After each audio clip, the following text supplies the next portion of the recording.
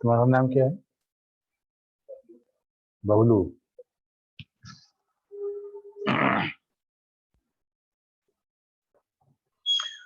Okay, तो पिछले class में हम लोग कहाँ तक पढ़े थे एक्सेल में? क्लिपबोर्ड। ओके, हम लोग कॉपी पेस्ट पढ़ चुके थे नहीं?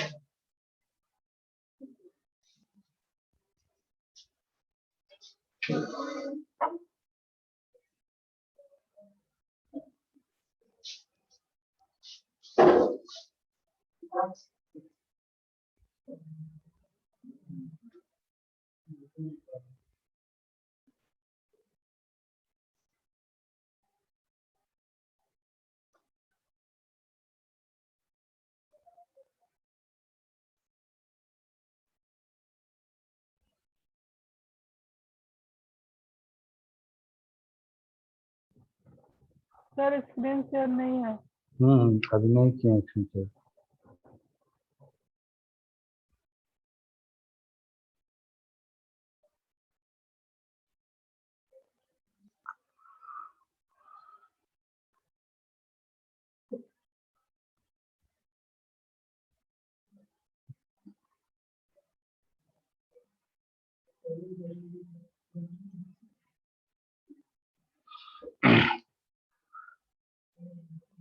तो हम लोग को एक बात तो समझ में आ गई कि जो कट कॉपी पेस्ट जो हम लोग देखते थे वो कैसे हो रहा था।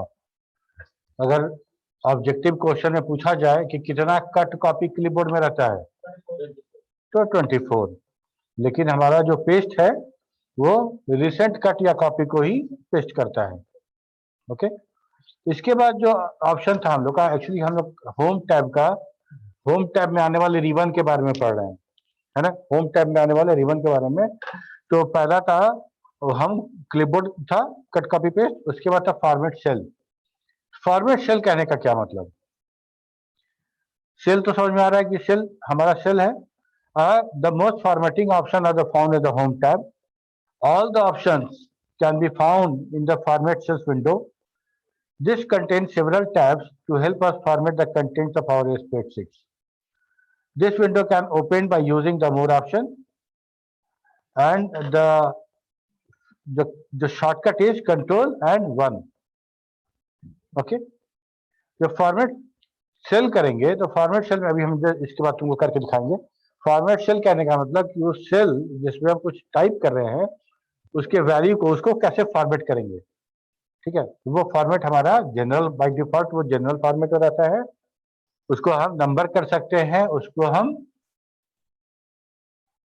करेंसी, डेट, ये सारा का सारा फॉर्मेटिंग हम कर सकते हैं। और हर उस फॉर्मेटिंग में डेटा कैसे लिखा जाएगा, अगर मान लो सपोज करो नंबर की बात करते हैं तो नंबर में सेपरेटर यूज होगा कि नहीं, 1000 सेपरेटर वो यूज होगा कि नहीं होगा, या फिर हम दशमलव के बाद कितना अंक लेने वाले हैं वो या अगर हम डेट में फॉर्मेट कर रहे हैं उसको, तो डेट हमारा किस स्टाइल में लिखा जाएगा, DDMMYY लिखा जाएगा या MMDDYY लिखा जाएगा, या और तरह के फॉर्मेट्स हैं।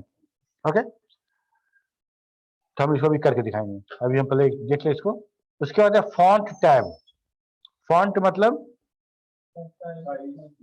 स्टाइल, तो फिर दूसरा हो जाएगा। हाँ, कैसा लिखा जाएगा, कैसा लिखा जाएगा। जैसे यहाँ पे सिंपल समझने का तरीका कि यहाँ पे जितने लोग हैं इंक्लूडिंग मी, सब अगर लिखेंगे तो सबका हैंड राइटिंग अलग अलग होगा। ठीक है, सबका हैंड राइटिंग अलग अलग होगा। ठीक वैसे ही फॉन्ट भी है, अलग अलग फॉन्ट को सेलेक्ट करने पे अलग अलग राइटिंग में वो हमको दिखेगा। सारा का सारा जो अल्फाबेट है वो अलग अलग तरीके से दिखेगा। तो फॉन्ट वो हो गया। दूसरा आ गया फॉन्ट साइज। फॉन्ट साइज मतलब वो कितना बड़ा दिखेगा। ठीक है, फॉन्ट साइज मतलब कितना बड़ा दिखेगा। और इंक्रीज फॉन्ट, डिक्रीज फॉन्ट जो बटन है उसको जैसे क्लिक करते जाओगे तो फॉन्ट इंक्रीज होना शुरू हो जाएगा। मतलब एक बार क्लिक किए, एक बार इंक्रीज हुआ, फिर दोबारा किए तो फिर दोबारा हो गया। दूसरा तरीका है कि फॉन्ट साइज वाले बॉक्स में जाके डायरेक्टली तो जो फॉन्ट साइज चाहिए वो टाइप भी कर सकते हैं हम लोग। ठीक है, अगर मान लो हमको ये जानकारी नहीं है कि हेडर के रूप में कौन सा फॉन्ट साइज उपयुक्त होगा, तो हम क्या करेंगे, कुछ लिखेंगे और एक एक बार क्लिक करके उसको इंक्रीज करते रहेंगे और चेक करते रहेंगे कि कौन सा अच्छा लग रहा है। दो तरीका हो गया। एक तो डायरेक्टली हम उसको सिलेक्ट किया, लिख दिए 15 या 16 तो वो साइज का हो गया, और दूसरा बढ़ा या घटा सकते हैं। इसको बोलते हैं डाटा स्टाइल कि हम बोल्ड, इटैलिक और अंडरलाइन हम कर सकते हैं इसको। ओके, बॉर्डर, बॉर्डर कहने का मतलब कि हम उस सेल के इर्द गिर्द एक, जैसे देखो सेल में जो जो दिखता रहता है वो हमारा प्रिंटेबल नहीं है। ठीक है, अगर हम उसको बॉर्डर बनाना चाहते हैं तो हमको उसके लिए बॉर्डर इस्तेमाल करना पड़ेगा। और ठीक उसी के साथ हमारा फिल कलर और फॉन्ट कलर भी आएगा। वो किस लिए है, फॉन्ट कलर में हमारा फॉन्ट कलर अगर हम रेड कर देंगे तो जितना टेक्स्ट है, जितना हम टाइप करेंगे, जो टाइप करेंगे वो हमको रेड कलर में दिखेगा। That is the colour of font. और बैक कलर मतलब, फिल कलर मतलब बैकग्राउंड का कलर। सेल में वो बैकग्राउंड कलर हम फिल कर देंगे। तो फिल कलर मतलब बैकग्राउंड कलर, फॉन्ट कलर मतलब मेरा फोरग्राउंड कलर बोलो या फॉन्ट कलर बोलो। ठीक है, अलाइनमेंट। अलाइनमेंट का मतलब होता है क्या, क्या होता है? हाँ, मतलब कैसा अलाइन करेगा, किसी चीज को टारगेट मान लो और उस टारगेट से, उस ऑब्जेक्ट से हम उसको अलाइन करना चाहते हैं, उसको उस सीध में लेके आना चाहते हैं, अरेंज करना चाहते हैं।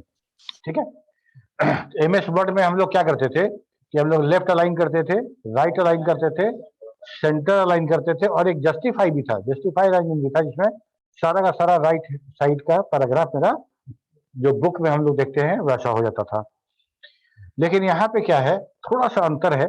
यहाँ पे हम चूंकि एक सेल के अंदर लिख रहे हैं, एक बॉक्स के अंदर लिख रहे हैं, तो अलाइनमेंट हमारा दो तरीके का होगा, या तो हॉरिजॉन्टल होगा या तो वर्टिकल होगा। मतलब हॉरिजॉन्टल भी होगा और वर्टिकल भी होगा। कैसे समझो,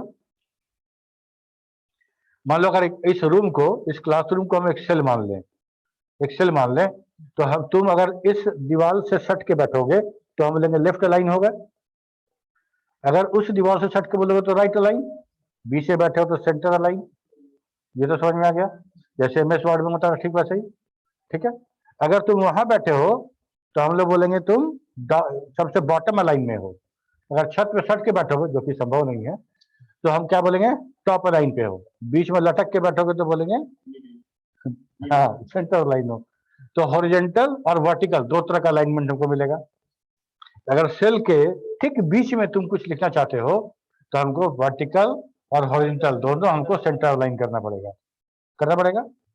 ठीक है, अब देखो ओरिएंटेशन मतलब क्या, हम टेक्स्ट कुछ भी लिखते हैं तो कैसे लिखते हैं, लेफ्ट टू राइट। ठीक है, अगर इसको टेक्स्ट को ट्विस्ट कर देना है, मतलब नीचे से ऐसे ऊपर लिखा जाए और या फिर ऊपर से नीचे लिखा जाए। मतलब कि कुछ टेक्स्ट, कुछ स्टूडेंट का नाम लिखे हैं और उसके ठीक बगल वाले में हम वर्टिकल लिखना चाहते हैं कि स्टूडेंट नेम या बैच का नाम लिखना चाहते हैं, तो कैसे लिखेंगे? तो उसके लिए हमको ओरिएंटेशन को यूज करना पड़ेगा। ठीक है, वो या तो 90 डिग्री पे लिख सकते हो या किसी एंगल पे, जो एंगल दिया रहेगा और उस एंगल पे हम उसको लिख सकते हैं। ठीक है, रैप टेक्स्ट। अगर हम किसी सेल में उस सेल के विड्थ से ज्यादा बड़ा टेक्स्ट अगर लिख देते हैं, तब क्या होगा? वो दूसरे सेल में चला जाएगा। ठीक है, और दूसरे सेल में तो वो कुछ और लिखना है, तब हम क्या करेंगे? तो रैप कर देंगे। उस सेल को अगर सिलेक्ट कर लो और रैप टेक्स्ट कर दोगे, तो उस सेल के विड्थ के बाद वाला जितना टेक्स्ट है वो दूसरे लाइन में आ जाएगा। ठीक है, रैप टेक्स्ट हो जाएगा। ठीक है, अलाइन टेक्स्ट लेफ्ट, मतलब ये हो गया हमारा हॉरिजॉन्टल अलाइनमेंट, और सेंटर और राइट। ठीक है, ये हो गया हमारा vertical, top alignment, middle alignment और बॉटम अलाइनमेंट। क्लियर? ये सुनो,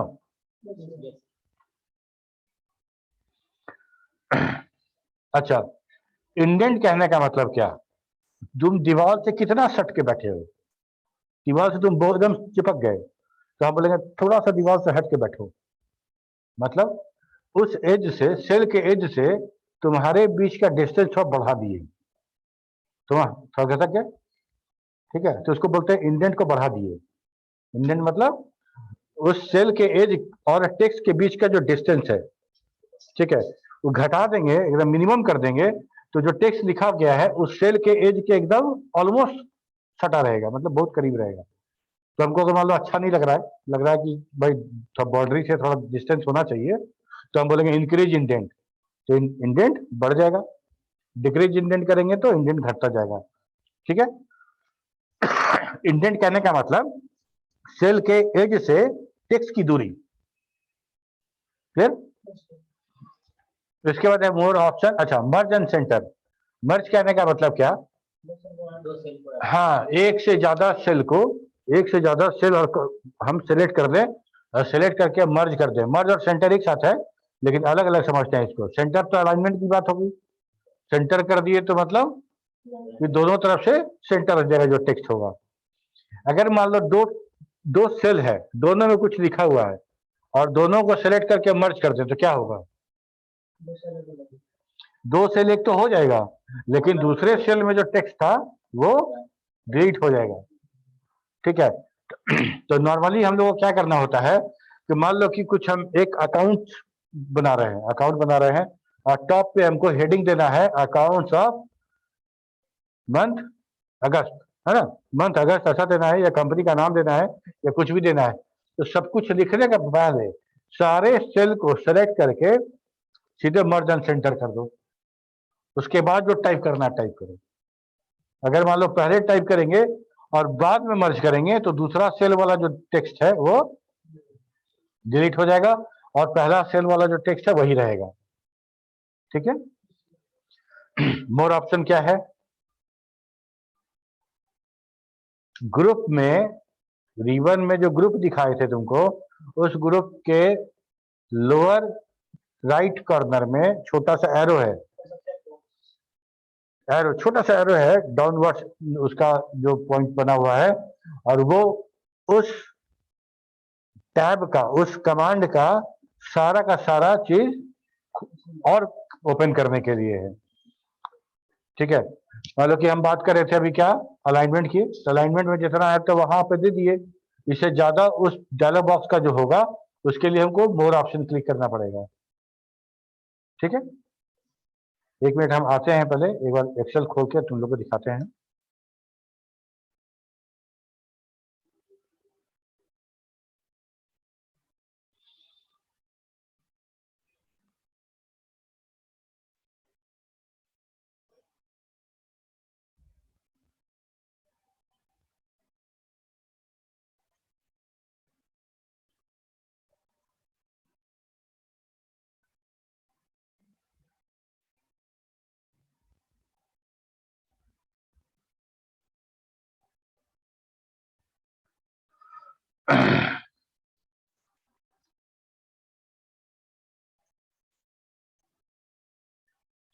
ये देखो, ये जो देख रहे हो, ये छोटा सा एरो, इसी को बोले मोर ऑप्शन। इस अलाइनमेंट में जितना ऑप्शन तुमको दिख रहा है वहां दिख रहा है, इस फॉन्ट वाले में जितना है सब यहाँ दिख रहा है, जो Yes. फ्रिक्वेंटली यूज्ड कमांड है वो सब दिख रहा है यहाँ पे, सब नहीं दिख रहा है, सब नहीं दिख रहा है। इसके अलावा चाहिए होगा तो आपको फॉन्ट टैब का फॉन्ट डायलॉग बॉक्स खोलना पड़ेगा। वो कैसे खुलेगा? इस More option. एरो से, है ना, मोर ऑप्शन वाला बटन से क्लिक करोगे तो ये खुल जाएगा। ठीक है, नंबर, अलाइनमेंट, फॉन्ट, बॉर्डर, ये सब इसमें से आ जाएगा। तो ये नंबर है, ये नंबर आ रहा है, अलाइनमेंट आ रहा है, ये सब यहाँ पे आ जाएगा। लेकिन अभी हम चूंकि फॉन्ट को क्लिक किए हैं तो फॉन्ट टैब अभी मेरा सिलेक्टेड है। ठीक है, तो जैसे मान लो कि यहाँ फॉन्ट टैब है, तो ये हो गया फॉन्ट का नेम, ये हो गया उसका स्टाइल, रेगुलर, इटैलिक, बोल्ड, हाँ, अंडरलाइन, ये हो गया साइज। ठीक है, ये अंडरलाइन कहने का मतलब कि कैसा अंडरलाइन चाहिए, कौन सा डिजाइन का, सिंगल चाहिए, डबल चाहिए, सिंगल एंगेटिंग, डबल एंगेटिंग, इस तरह का क्या चाहिए। और ये हमारा प्रीव्यू है, ये हमारा प्रीव्यू है, ये हमारा टेक्स्ट का कलर है। अगर मान लो यहाँ से कोई कलर चूज करते हो तो हमारा प्रीव्यू में दिख जाएगा कि कैसा आएगा। यहाँ पे क्या है, ये सब के बारे में स्ट्राइक थ्रू, अगर इसको क्लिक करते हैं तो मेरा वो जस्ट कट जाएगा, मतलब स्ट्राइक थ्रू हो जाएगा, सुपर स्क्रिप्ट में थोड़ा सा ऊपर चला जाएगा और सब स्क्रिप्ट में नीचे चला आएगा। ठीक है, ऊपर नीचे कहने का मतलब क्या, जैसे मान लो स्क्वायर लिखना है 2⁻², ठीक है, या फिर हमको लिखना है सेकेंड डेट लिखना है 2 अगस्त, है ना, तो हम लोग कैसे लिखते हैं, 2 और थोड़ा सा ऊपर एनडी लिखते हैं, तो वो एनडी लिख के सेलेक्ट करोगे, सेलेक्ट करके सुपर स्क्रिप्ट करोगे तो वो ऊपर शिफ्ट हो जाएगा। ठीक है, अगर मान लो कोई चीज नीचे करना हो, जैसे हम लोग केमिस्ट्री का कुछ फार्मूला लिख रहे हैं जिसमें H2O लिखते थे, तो H2O, अब बीच में 2 को सेलेक्ट करके सब स्क्रिप्ट कर दोगे तो वो नीचे आ जाएगा। ठीक है, ये सारा का सारा फॉन्ट का बात हो गया। हाँ शादिक पूछो। सर तो इसको बार बार सर ऑप्शन में जाके ओपन करना पड़ेगा या फिर कोई शॉर्टकट है सर? शॉर्टकट भी है, शॉर्टकट भी है ना, शॉर्टकट भी बताएंगे तुमको, कंट्रोल ऑल्ट प्लस का साइन ऐसा ही कुछ है। ए लिखे 2 लिखे, है ना, 2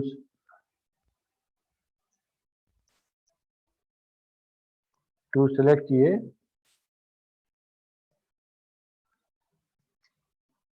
एमएस वर्ड में तो ऐसे ही होता है, इसमें तो नहीं दिख रहा है, इसमें वो काम नहीं कर रहा है। ठीक है, तो हम लोग क्या बात कर रहे थे अभी, हाँ ये तो बोल्ड इटैलिक तो समझ गए बात को। अब हम लोग बात करते हैं कि अगर मान लो हम कुछ यहाँ पे देखते हैं हेलो, ठीक है, तो ये बताओ ये कौन सा अलाइनमेंट है,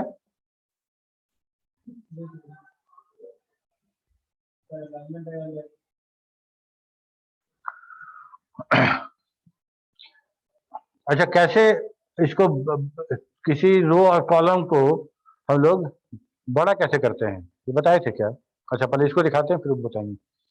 मतलब लिखते हैं हेलो, तो तुम गौर करो, हेलो लेफ्ट अलाइन तो है और Yes. बॉटम अलाइन भी है, बॉटम में भी है और वो भी है। ठीक है, तो मान लो इसको हमको, हम लोग हॉरिजॉन्टल अलाइनमेंट का बात करते हो, या 3 अलाइनमेंट बना हुआ है, ये 3 तरह का अलाइनमेंट यहाँ, 3 तरह का अलाइनमेंट है यहाँ, देखो ये टॉप अलाइनमेंट, ये बॉटम, ये सॉरी ये मिडिल और ये बॉटम, ये लेफ्ट मिडिल एंड राइट। ठीक है, ये सारा का सारा यहाँ बना हुआ है, अगर यहाँ से समझ में आ गया तो ठीक है, नहीं तो फिर मोर ऑप्शन खोल के वहां से कर लेंगे हम लोग। ओके, यहाँ पे देखो ये हमारा इंडेंट के लिए है, डिक्रीज इंडेंट और ये इंक्रीज इंडेंट। अगर इंक्रीज इंडेंट को कॉल करते हैं तो देखो मेरा ये बढ़ता जा रहा है, इसका मतलब ये सेंटर अलाइन नहीं हो गया, ये अलाइनमेंट इसका सेंटर नहीं हुआ, बल्कि हम लोग इंडेंट बढ़ा दिए। ठीक है, डिक्रीज इंडेंट करेंगे तो ये डिक्रीज हो जाएगा, ये मिनिमम इंडेंट पे है। अब मान लो इसको सेलेक्ट किए और हम चले गए ऊपर में टॉप अलाइनमेंट, तो टॉप चला गया, मिडिल करेंगे तो मिडिल चलाएगा, और यहाँ से सेंटर कर दो, हो गया मेरा एकदम सेंटर। ठीक है, ओके,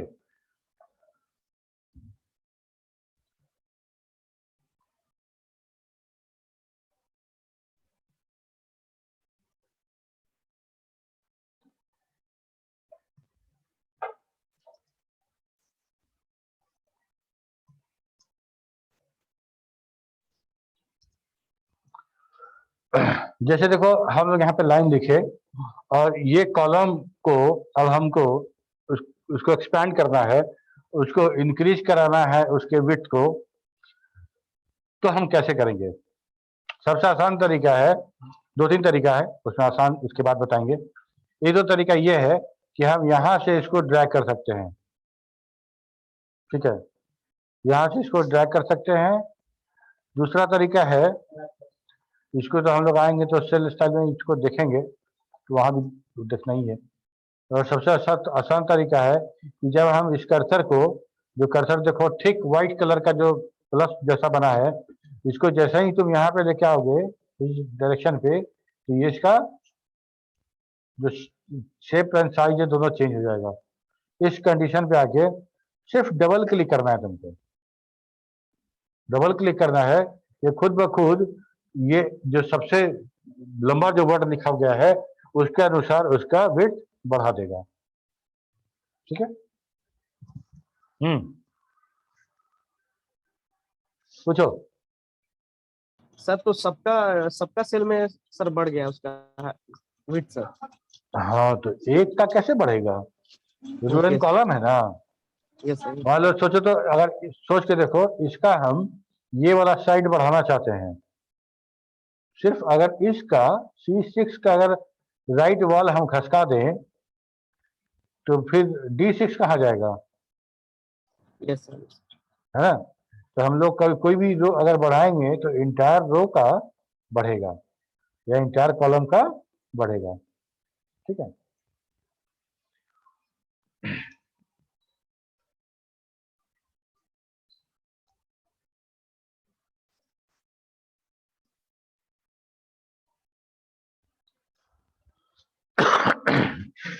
अच्छा, मर्ज और सेल तो दिखाई नहीं।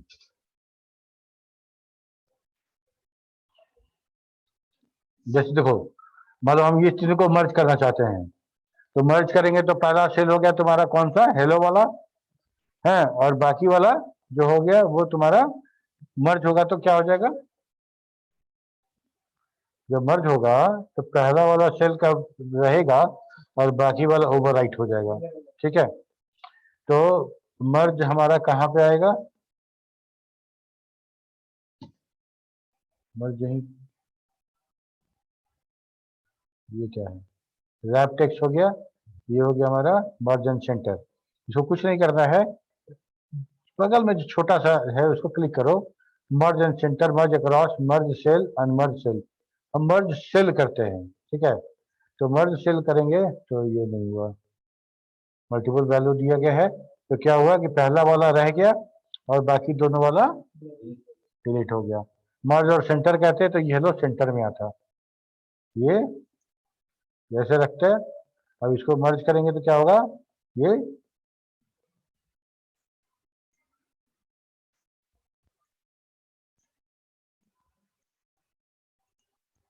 मर्ज, ये सेंटर में, मतलब कौन सा सेंटर में, ये हॉरिजॉन्टल फॉर्मेटिंग वाला सेंटर, ठीक है।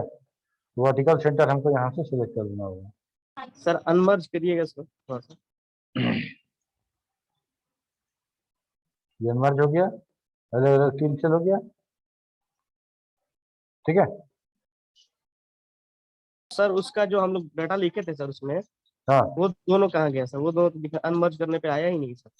तो वो तो डिलीट हो गया उसी समय, जिस समय मर्ज किया उस समय खत्म हो गया, कहाँ से आएगा। कोई भी चीज जो यहाँ से हट जाता है वो दोबारा तभी आ सकता है जब क्लिपबोर्ड में वो सेव रहे, कहीं ना कहीं तो उसको सेव रखना पड़ेगा ना। मर्ज और सेंटर में वो डेटा यस सर। क्लिपबोर्ड में नहीं गया, यहीं पे वो खत्म हो गया, ठीक है।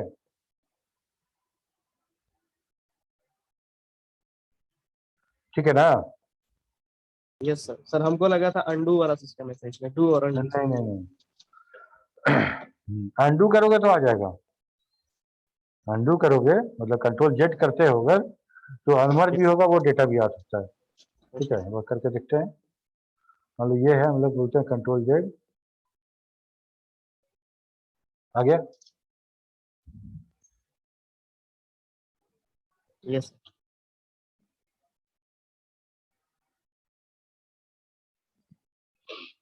ओके। इसके बाद है नंबर। जब हम सेल फॉर्मेटिंग की बात कर रहे थे तो उसमें जनरल, नंबर, करेंसी और नंबर भी हो गया, करेंसी हो गया, और जनरल तो हो ही गया, डेट हो गया। वैसा बहुत सारा फॉर्मेट आएगा, उसी फॉर्मेट में की हम बात कर रहे हैं हम लोग। तो नंबर अगर कुछ लिखते हैं हम लोग, तो नंबर मतलब डिजिट्स, है ना, डिजिट। बाय डिफॉल्ट तो कोई भी जो हम जनरल फॉर्मेट में होता है, तो उसको हम क्या क्या कर सकते हैं। Number format allow you to change the way numeric value are displayed on the spreadsheet. The drop-down arrow gives you the list of most common formats, including a more number format option. क्या क्या है currency style. Currency style में क्या है कि कुछ भी figure हम लिखेंगे उसके पहले डॉलर, यूरो, रुपीज का साइन, वैसा कोई भी करेंसी साइन वहां पे आएगा। अगर हम फॉर्मेट कर देंगे, मान लो हम कुछ अकाउंटिंग का बात कर रहे हैं, क्रेडिट और डेबिट वैसा कुछ कर रहे हैं, तो हमको हर सेल में जाके करेंसी नहीं लिखना पड़ेगा, हम सिर्फ डेटा लिखेंगे, करेंसी ऑटोमेटिकली आएगा अगर हम उसको फॉर्मेट कर चुके रहेंगे तो। ठीक है। परसेंट स्टाइल कैसे होगा, तो सिलेक्ट को उसको चौबीस मतलब सेल को सेलेक्ट करो, फॉर्मेट में जाओ, फॉर्मेट सेल में वहां जाके परसेंट स्टाइल सिलेक्ट करो, वो परसेंटेज आ जाएगा। Can you please repeat sir? क्या? एक बार रिपीट कर दीजिए सर जो बोले आप। हाँ, कह रहे थे करेंसी स्टाइल के बारे में कि परसेंट स्टाइल के बारे में? Yes sir.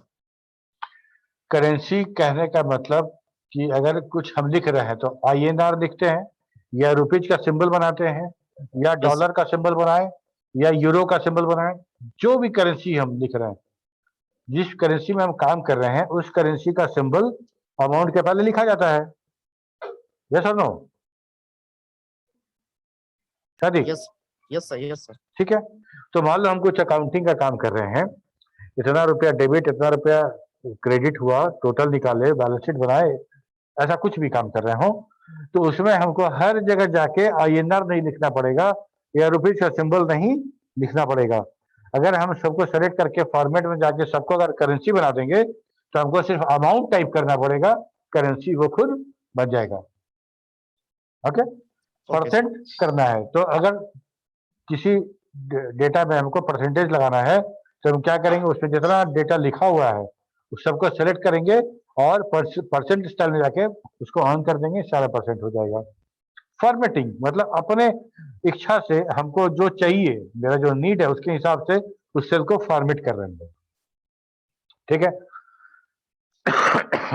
अगर नंबर की बात करेंगे तो नंबर में तुमको पता होगा कि हम लोग 1000 सेपरेटर यूज करते हैं, है ना। हर 1000 पे एक कॉमा लगाते हैं नंबर में। क्या वैसा चाहिए तुमको? चाहिए तो बोलो, एक्सेल करके देगा। डेसिमल पॉइंट कितना करना है तुमको? बाय डिफॉल्ट 2 रहेगा। इंक्रीज करना है तो इंक्रीज करा लो, डिक्रीज करना है डिक्रीज करा लो। डेसिमल पॉइंट, मोर ऑप्शन, फिर वही छोटा वाला एरो। ठीक है।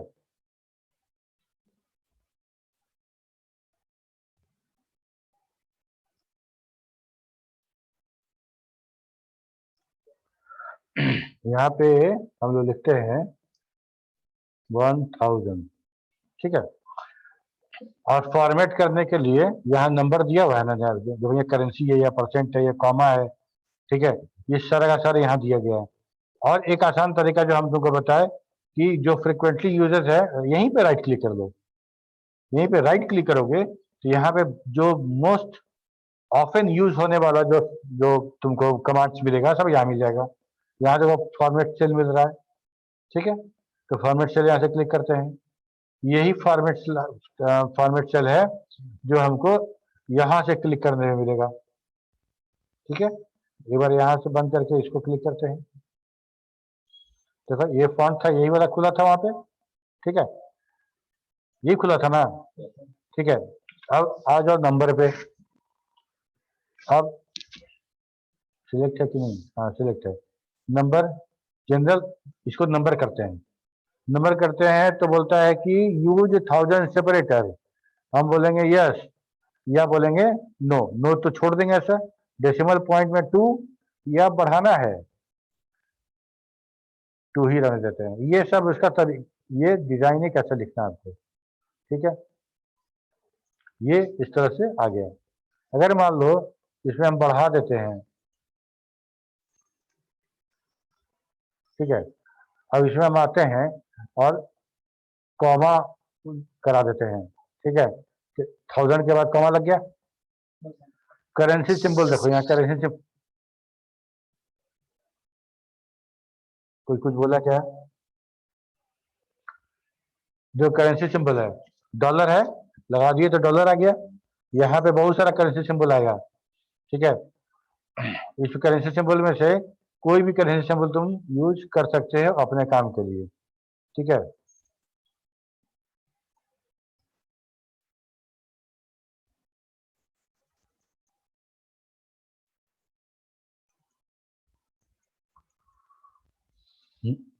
रुपीज वाला करेंसी सिंबल भी हम देखें इसमें।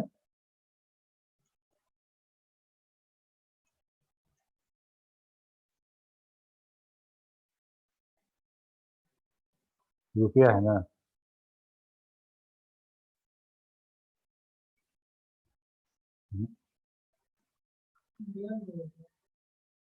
हाँ? तो इंडिया करने पर आईएनआर लिख देता है।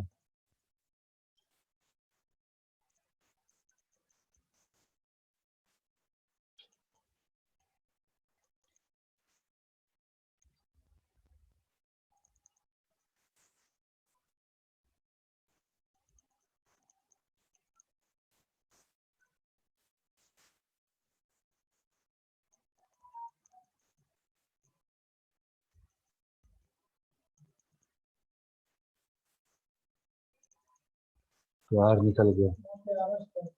सर रुपीज रहेगा sir, I think sir rupees या हम देखे हैं वो आर वाला जो है सिंबल है ना, यस सर। देखो यहाँ रुपया आ गया ना, मराठी इंडिया हिंदी, ये देखो ये रुपया आ गया। रुपया जो हिंदी में लिखते हैं वो वाला है ना, वैसे इंग्लिश में भी आएगा।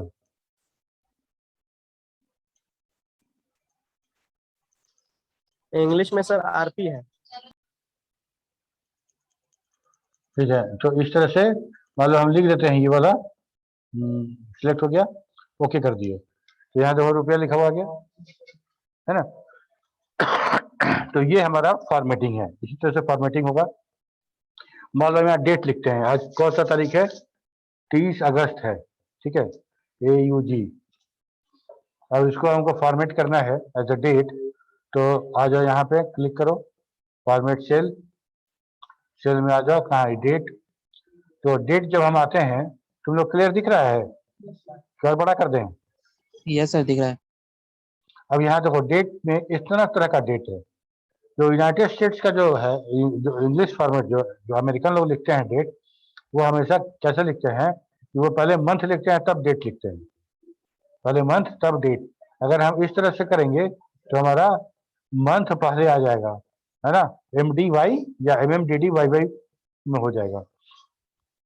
तो यहाँ तो हम चेंज कर सकते हैं कौन सा चाहिए, है तो यूनाइटेड किंगडम, UK वाला, इंग्लैंड वाला फॉर्मेट जो है ये सही है। और तुमको ऐसा चाहिए, ऐसा चाहिए, किस तरह का फॉर्मेट चाहिए, या फिर ऐसा वाला फॉर्मेट चाहिए। तो ये डेट मत देखो, इस डेट का फॉर्मेट देखो। सर मान लो हमको लगता है कि 14 मार्च ऐसा अच्छा लगेगा, ओके कर दो। तो हम जो डेट लिखे थे 30 अगस्त, ये इस फॉर्मेट में हो गया, ठीक है। इसके बाद ऐसा अगर हम पूरा का पूरा कॉलम सेलेक्ट कर देंगे, तब जो भी डेट लिखेंगे इसी फॉर्मेट में खुद ब खुद शिफ्ट हो जाएगा। क्लियर है? यही हमारा फॉर्मेटिंग है।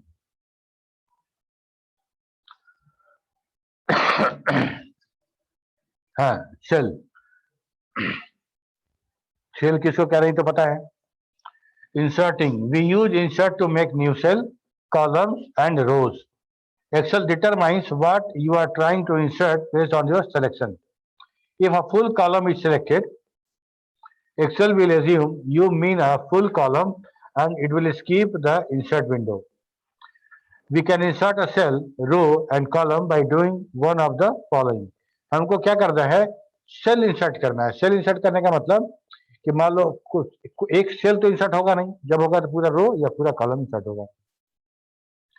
मान लो कि हम कहीं पे पॉइंटर छोड़ दे और हम इंसर्ट कराना चाहते हैं।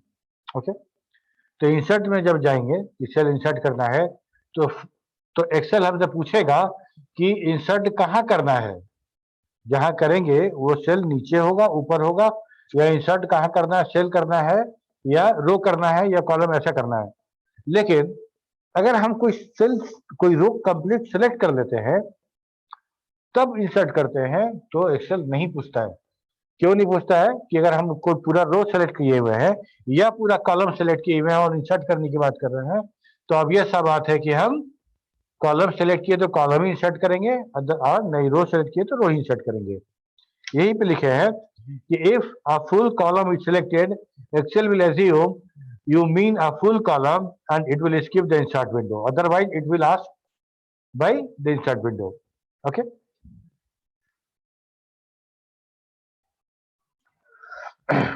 इसका जो शॉर्टकट है वो है shift plus control plus plus का इक्वल टू का साइन। शिफ्ट और कंट्रोल दोनों को होल्ड डाउन करना है और तब हमको इक्वल टू का साइन प्रेस करना है, तब जाके हमारा ये काम हो जाएगा, इंसर्ट हो जाएगा। This will push the existing cells, columns and rows to the right और down to make room for the new cell. ठीक है, इसको हम डिलीट को ही बता देते हैं, फिर करके दिखाएंगे। डिलीट मतलब कोई रो या कोई कॉलम हमको डिलीट करना है तो क्या होगा। तो हमको रो और कॉलम डिलीट करने का मतलब ये हुआ कि उसके अंदर जो टेक्स्ट है, जो डेटा है, वो डेटा को डेटा के साथ वो डिलीट हो जाएगा। वो डेटा के साथ वो डेटा वो पूरा का पूरा रो डिलीट हो जाएगा। ठीक है, एक बताओ, रो या कॉलम इंसर्ट करने का मतलब ये नहीं है कि टोटल नंबर ऑफ रोज या टोटल नंबर ऑफ कॉलम जो था स्टार्टिंग में एक्सेल का वो बढ़ जाएगा। वो नहीं बढ़ेगा, वो फिक्स है कि भाई जो हमारा जो मैक्सिमम नंबर ऑफ रोज और मैक्सिमम नंबर ऑफ कॉलम्स जो था वही रहेगा। अब इंसर्ट करते हैं इसका मतलब ये है कि वो जो डेटा है जो आप लिखे थे और दो डेटा के बीच में रो जो इंसर्ट करना चाहते थे तो वो जो रो है वो नेक्स्ट कॉलम में शिफ्ट हो जाएगा और वहां पे एक दूसरा रो आपको मिल जाएगा। ठीक है, ओके। तो डिलीट करने का मतलब क्या है कि सिलेक्ट कर दिए रो या कॉलम कोई भी और बोले डिलीट, तो रो एंड कॉलम वो डिलीट हो गया टेक्स्ट के साथ। ठीक है, अगर मान लीजिए कि हम किसी रो और कॉलम को सेलेक्ट करते हैं और हम चाहते हैं कि सारा का सारा डेटा क्लियर हो जाए, इसका रो और कॉलम रहे, तो उसके लिए राइट क्लिक क्लियर। ठीक है,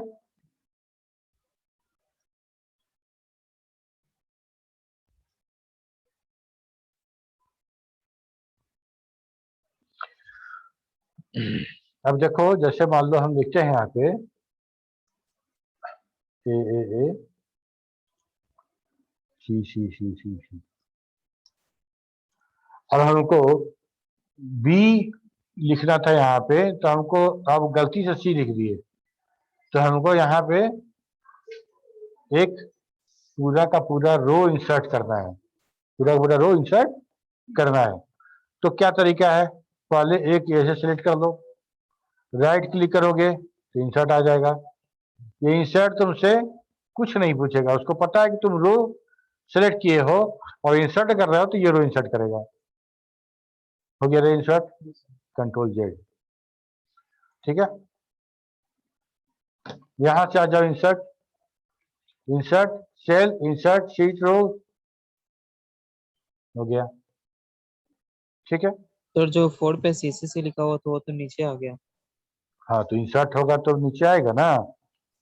तो उस पे ओवरराइट नहीं होगा? देखो इंसर्ट करने का मतलब ये है कि 3 और 4 इस दोनों के बीच में एक ब्लैंक रो चाहिए हमको, यस सर। एक ब्लैंक रो चाहिए। ठीक है, तो होता क्या है कि 3 और 4 तो है तो बीच में 3.5 नंबर रो थोड़ी आएगा, रो नंबर यस सर। 3.5 तो हो नहीं सकता। तब जब जैसे ही यहाँ पे लिखते हैं और इमेजिन करो कि यहाँ सारा टेक्स्ट भरा हुआ है यहाँ पे, ठीक है, तो अब जैसे ही इसको लिखते हैं बोलते हैं कि हमको यहाँ पे एक तो ब्लैंक चाहिए, तो ये पूरा का पूरा रो नीचे शिफ्ट कर देता है, मतलब ये रो नंबर 5 पे आ जाएगा और जो रो नंबर 4 जो है वो हमारे पास ब्लैंक हो जाएगा। ठीक है,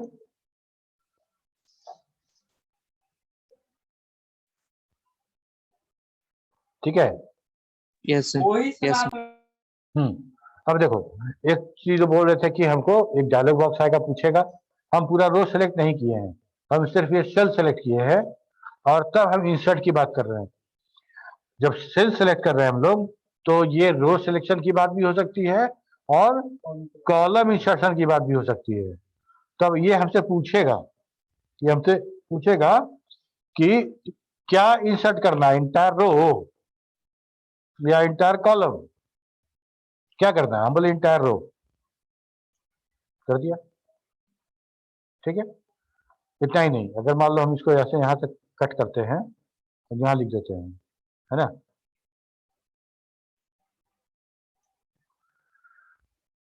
अगर मान लो कोई डेटा लिखा गया है और इसका विड्थ कम हो जाएगा तो वो हैश दिखाता है। हैश दिखा रहा है, इसका मतलब कि ये इसका विड्थ कम है, ठीक है। अब मान लो कि हमको ए और बी के बीच में एक कॉलम इंसर्ट करना है, ठीक है। तो जो लास्ट वाला होगा उसको सेलेक्ट करो, इंसर्ट बटन पे क्लिक कर दो, ठीक। तो हमारा वो इंसर्ट हो जाएगा।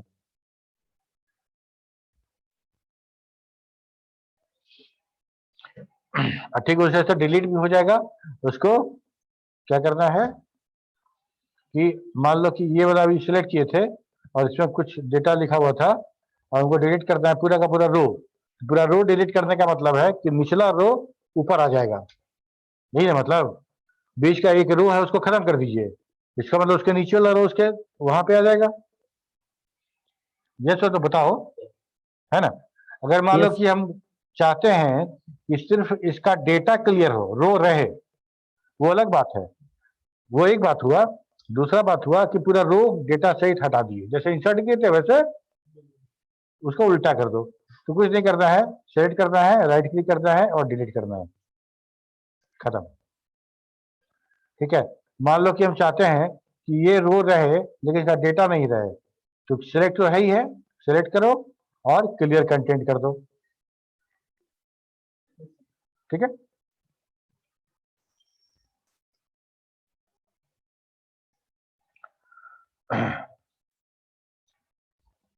तो 10 का क्लास है ना। चलो ठीक है, फिर हम लोग अगले क्लास में मिलते हैं, इसके बाद हम लोग आगे बात करेंगे। चलो बाय बाय। एक्चुअली सर, हम्म, सर वहाँ पे क्लियर करके नया सर डाटा डाल सकते हैं ना सर वहाँ पे? बिल्कुल, क्लियर क्यों करेंगे। सिलेक्ट करके डिलीट बटन दबा के तो डिलीट कर सकते थे ना, यस वही सर। काम कर रहे हैं वहां पे। Okay sir. Sir attendance sir. ये कैसे हो रहा है।